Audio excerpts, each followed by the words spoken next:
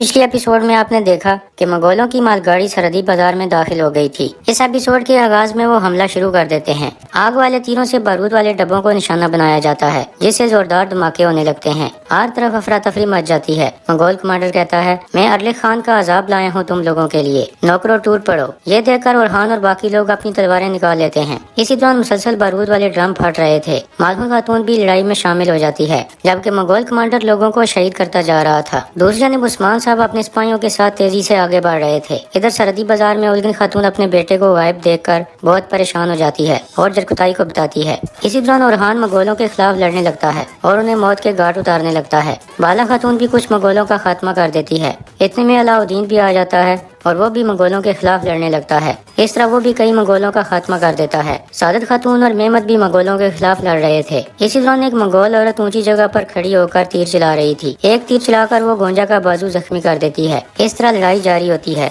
सब लोग लड़ रहे होते हैं। इसी दौरान माधुन खातून को बचाने के लिए इस्मा खातून आगे आ जाती है, जिससे वो खुद जख्मी हो जाती है। जबकि इधर मेमत और होलोफीरा को एक हमले से बचा लेता है। मालून खातून इस्मा को सहारा देकर उठा लेती है, जबकि इधर होलोफीरा मेमत का शुक्रिया अदा करती है। इतने में जरकुताई का बेटा एक तलवार लेकर मंगोलों के खिलाफ लड़ने के लिए बाहर आ जाता है। उलगिन खातून उसके पीछे आती है, लेकिन इसी दौरान ऊपर खड़ी मंगोल औरत जरकुताई के बेटे को निशाना बना डालती है। वो नीचे गिर जाता है और शदीद दर्द में मुबतला हो जाता है। इसी दौरान फातिमा भी तीर कमान से मंगोलों को निशाना बना रही थी। फिर वो उस मंगोल औरत को भी जख्मी करने में कामयाब हो जाती है, लेकिन उसे मामूली जख्म लगता है। इसी दौरान जरकुताई अपने एक हाथ से मंगोलों के खिलाफ लड़ रहा था। इस तरह वो 2 मंगोलों का खात्मा कर देता है। इतने में उसकी नजर अपने बेटे पर पड़ती है, जो जख्मी हालत में जमीन पर पड़ा था। उलगिन खातून भी आ जाती है और तीर तोड़ देती है। जरकुताई का बेटा कहता है, मैं शहीद होऊंगा बाबा। दोनों उसे हौसला देने लगते हैं और फिर उसे उठाकर वहाँ से चल पड़ते हैं। इसी दौरान लड़ाई जारी थी। मंगोल कमांडर कारा जैलासून कहता है, मैं तुम लोगों के लिए दोबारा आऊंगा। नौकरों हम पीछे हट रहे हैं। इस तरह मंगोल वहाँ से वापस जाने लगते हैं। जाते जाते मंगोल कमांडर एक जोरदार धमाका करता है ताकि कोई उसके पीछे न आ सके। इस तरह वो वहाँ से भाग जाते हैं। इसके बाद याकूब सरदार का कोताया का इलाका दिखाया जाता है। महल के अंदर याकूब सरदार कह रहा था, इन सरजमीनों पर रहने वाले मुसलमानों और तुर्कों के मुस्तकबिल का तयन किया जाएगा। आज शाम के जिरगे में फैसला जारी किया जाएगा। कानियोमाज ऐशो इशरत ताकत को जाहिर करती है। हमारी शान के मुताबिक कालीन और तोहफे तैयार किए जाएं। उस्मान के दीवान से जो सैर नहीं हुए, आज शाम उन्हें अंदाजा हो जाएगा कि वो सुल्तान के हुजूर पेश हैं और अपने फैसले इसके मुताबिक करेंगे। फिर याकूब सरदार कहता है, कानियोमाज किसी भी मुमकिन सूरत हाल में मुदाखलत के लिए सिपाही हर वक्त तैयार रहने चाहिए। इसके बाद सोगोत का मंजर सामने आता है। सोगोत में बारिश जारी थी। भाईंदर बेग गद्दार की तलाश के लिए सोगोत पहुंच चुका था। एक आदमी उसे कहता है, ये जगह है सरदार। तो भाईंदर कहता है, इसका मतलब हसन आगा नामी शख्स का घर ये है। हमले के वक्त से नजर नहीं आया।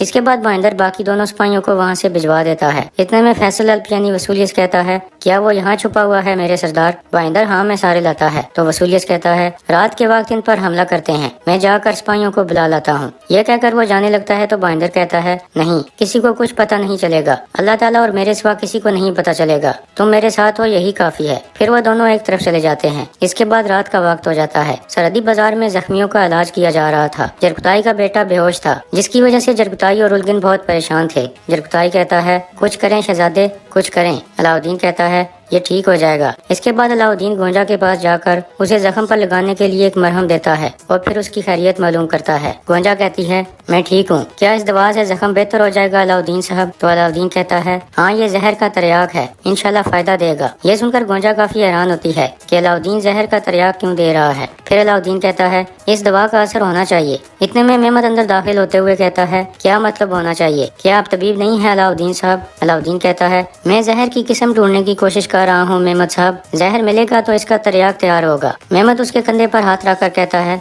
तो फिर जल्दी करें अलाउद्दीन साहब। ये मत सोचें कि आप लोग इस हमले के जिम्मेदार नहीं हैं। बैत से पीछे हटकर इत्तेहाद को खराब करने वाले आप लोग ही हैं। यह सुनकर अलाउद्दीन गुस्से में खड़ा हो जाता है। इतने में बाला खातून कहती है, मेमत साहब, अभी ये वक्त ऐसी बातों का नहीं है, लोगों से नाइंसाफी न करें। इसके बाद मेमत वहाँ से चला जाता है, जबकि उस्मान साहब वहाँ पहुँच जाते हैं और फिर बाला खातून और अलाउद्दीन से सूरत हाल पूछते हैं। अलाउद्दीन कहता है, सूरत हाल ठीक नहीं है बाबा, बिल्कुल ठीक नहीं है। इसी दौरान जरकुताई के बेटे को बेहोश देखकर उस्मान साहब उसके पास बैठ जाते हैं। तो जरकुताई रोते हुए कहता है, हुजूर, ये मेरी आंखों के सामने मुझसे दूर जा रहा है। अभी तो इसने बाबा कहना शुरू किया था, क्या ये दोबारा कहेगा? उस्मान साहब कहते हैं, ऐसे ना कहो जरकुताई, ऐसा कुछ नहीं हो सकता। क्या जरकुताई इतनी आसानी से हार मान लेगा? फिर जरकुताई उस्मान साहब के कंधे पर सर रख देता है। तो उस्मान साहब कहते हैं, मेरी तरफ देखो, دیکھو, بالکل بھی مایوس نہیں ہونا. میری بات سنو, جرکتائی کبھی نہیں مار سکتا. پھر جرکتائی بھی یہی بات دہراتا ہے. دوسری طرف سوگوت کی خفیہ جگہ پر استاد گہرا سخت غصے میں کہہ رہا تھا, ناکام لوگوں, اپنے بڑے بڑے جسم, بال اور سر دیکھو اور اپنے الفاظ دیکھو.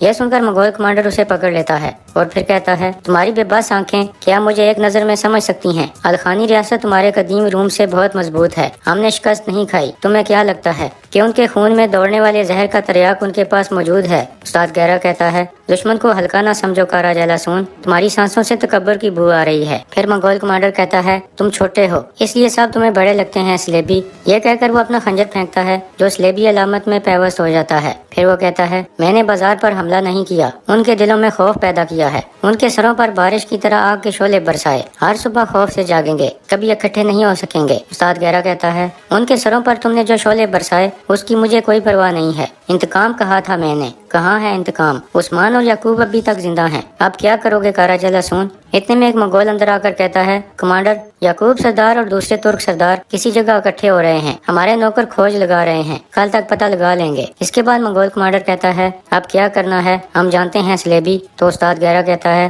میں عظیم عیسیٰ کی قسم کھا کر کہتا ہوں کہ ہم کریں گے. دوسری طرف سرحدی بازار میں مالہون خاتون اسما کے بازو پر پٹی باندھ رہی تھی. تو اسما کہتی ہے, میں آپ کو زحمت دے رہی ہوں مالہون خاتون. پھر مالہون کہتی ہے, تم نے بہادری دکھائی, اپنی زندگی کو میری زندگی کے لیے خطرے میں ڈالا. اس میں زحمت کون سی ہے بیٹی؟ اگر تم نہ آتی تو ابھی میں زخمی ہوتی. پھر اسما کہتی ہے, اگر دوبارہ ایسا ہوا تو بھی ایسا کروں گی. کبھی ایسا کرنے کا سوچا نہیں تھا مالہون خاتون. مالہون خاتون اس کا شکریہ ادا کرتی ہے اور پھر وہاں سے اٹھ کر جانے لگتی ہے. اتنے میں تورحان کہتا ہے, مالہون خاتون, عثمان صاحب آپ کو دیوان میں بلا رہے ہیں. دوسری جانب کوتاہیا کے محل میں ترک سردار آ چکے تھے. یعقوب سردار کہہ رہا تھا, ہماری کلائی مضبوط اور وطن بڑا ہے جس کے لیے ہم نے اپنی عمریں لگا دی. اس اللہ کے 99 ناموں کے ساتھ دیوان کا آغاز کرتے ہیں. یہ دیوان منعقد کرنے کا سبب فتح ہے. یہاں جمع ہونے کا مطلب اپنی معلوم شدہ طاقت کو یقینی بنانا ہے. سرداروں, اب آپ میں سے ہر کوئی اپنا لشکر نکالے گا. ہم بیزانتینیوں کی طرف بڑھیں گے. یہ سن کر سب سردار کچھ حیران ہوتے ہیں. اتنے میں ایک سردار پوچھتا ہے, اور عثمان صاحب کیا وہ ہمارے ساتھ نہیں ہیں؟ تو یعقوب سردار کہتا ہے,